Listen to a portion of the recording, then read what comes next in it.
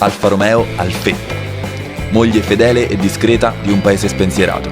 Fu protagonista della nostra storia senza mai pretendere nulla, restando in disparte al servizio del bene e del male. Perfetta compagna dei santi, ma soprattutto dei diavoli. Una mamma affettuosa per portare i bambini a scuola e allo stesso tempo la perfetta macchina da rapina. Dopo oltre 40 anni è ancora in grandissima forma.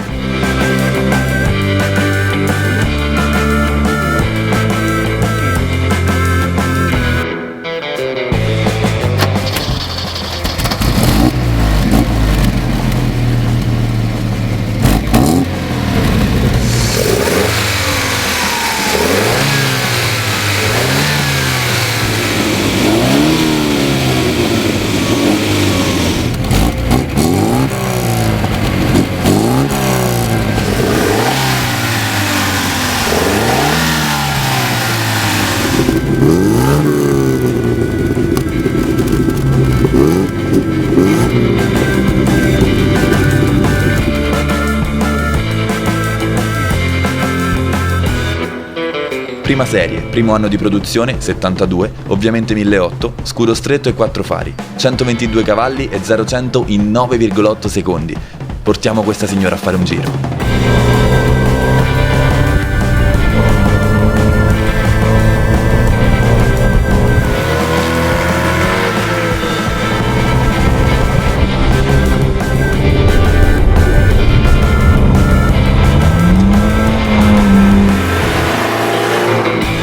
Una bella macchina.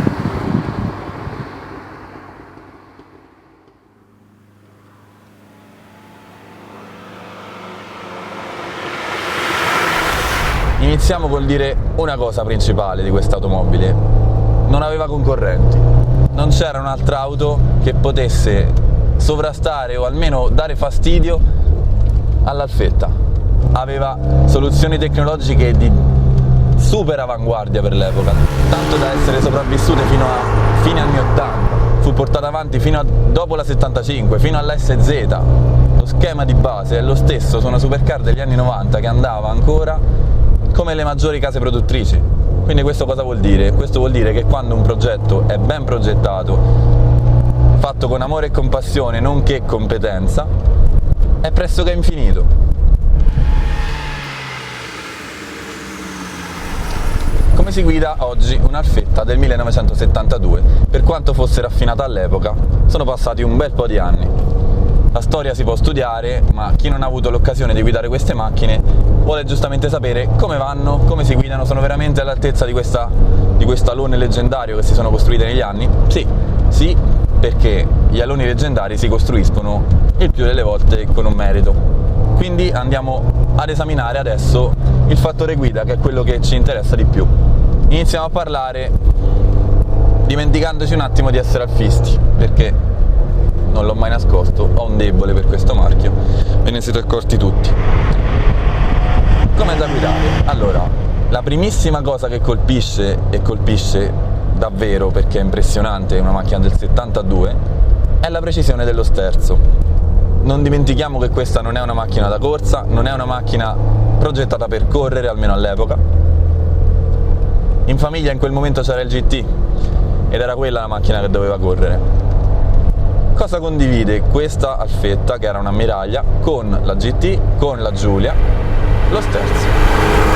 Oggi siamo abituati ad automobili molto precise, oggi anche le macchine di più scarsa fattura hanno comunque sterzi discreti, all'epoca non era così. Quando fu presentata questa nel 1972, le macchine non avevano uno sterzo così. La maggior parte delle macchine aveva un timone al posto del volante. Qui qualunque padre di famiglia, comprando un'Alfetta, si ritrovava comunque a vivere un'esperienza semisportiva. Anche nella guida di tutti i giorni c'è un rimando allo sport continuo. Impugnare uno sterzo come questo, di questa precisione, anche andando come sto facendo adesso a velocità limitate, dà un gusto veramente unico. E se devo essere sincero, la differenza di comfort tra una macchina moderna, un'ammiraglia di oggi, e questa non è così grande. Questa che guido è completamente originale, quindi assetto abbastanza alto, abbastanza morbido, è molto confortevole. Sono 3 giorni che guido questa macchina, ci ho fatto tutto e non ho sentito grosse mancanze a livello di comfort. Poi mi farebbe piacere toccare anche un altro tasto, che è quello della rumorosità. Oggi si combatte molto per eliminare la rumorosità da un'automobile. Ora, posso essere d'accordo sulla rumorosità delle gomme, degli pneumatici, ma detto sinceramente non mi sembra che questo sia un rumore che possa dare fastidio al guidatore. È un rumore che, tolti noi appassionati di sport, intendo un amante delle automobili, non un appassionato. Noi ovviamente cerchiamo il rumore, cerchiamo il bel sound, ma un normale amatore può farne tranquillamente a meno. Ma perché farne a meno? Dà veramente così fastidio una macchina rumorosa?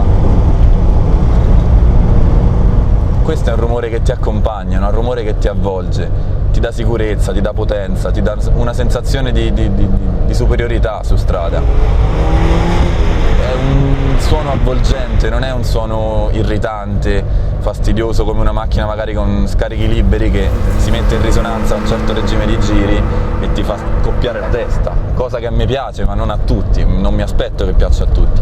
In questo caso però una macchina silenziata che suona di rumore di motore, non di scarico, a me sembra un piacere. Un'altra cosa che mi preme sottolineare parlando di automobilismo d'epoca e moderno è la scelta dell'utilizzo di materiali, di accostamenti cromatici o semplicemente estetici che si faceva all'epoca e che si fa oggi. Riflettevo con il proprietario di questa bellissima Alfetta sul cruscotto di questa macchina, sulla scritta Alfetta. Avere una macchina come questa, che non ha dentro grandi lussi, per l'epoca era una ottima macchina di rappresentanza, al confronto di oggi era una macchina scarna.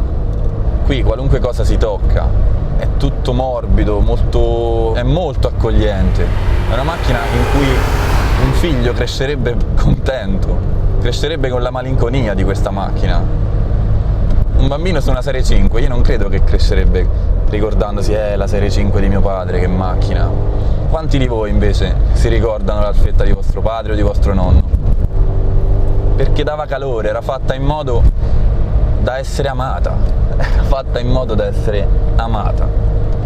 Leggere la scritta cromata lì Alfetta dà, almeno a me, dà un senso di continuità di un oggetto che potrebbe per assurdo essere infinito.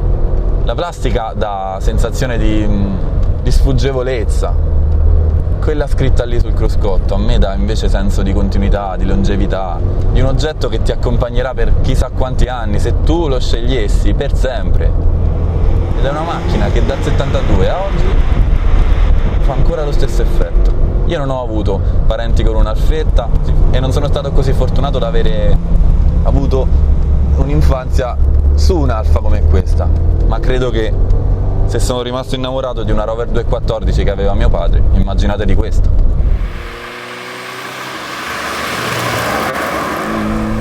Quindi abbiamo parlato fino adesso di rumorosità, sterzo, componentistica degli interni.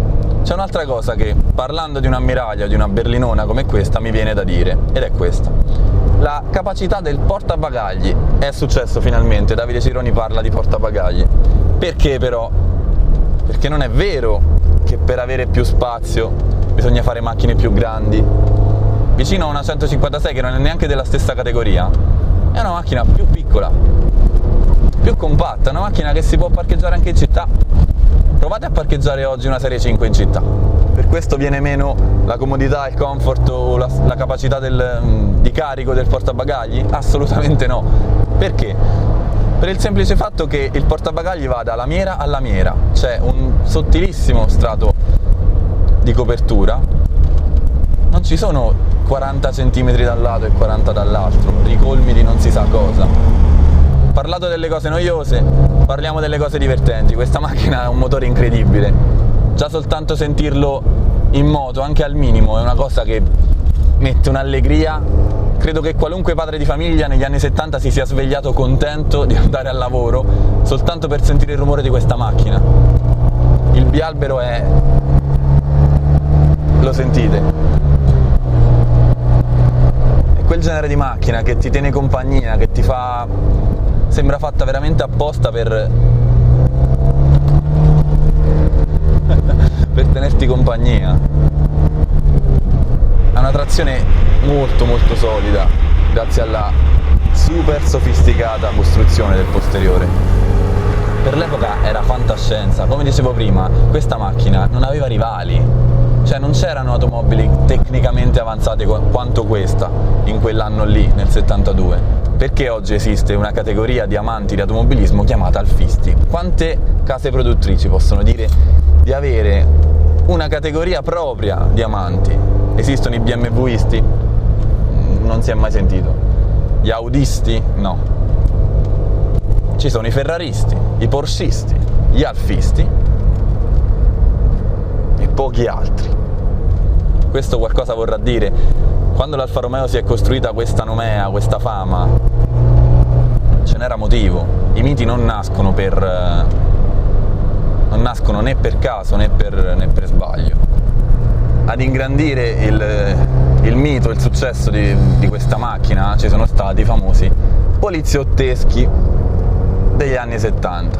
In ogni film di Maurizio Merli, in ogni film di polizia e mafia di quegli anni c'erano queste macchine, e queste macchine erano protagoniste sia dal punto di vista della legge sia dal punto di vista del crimine, e da qui un altro soprannome storico di queste macchine, che era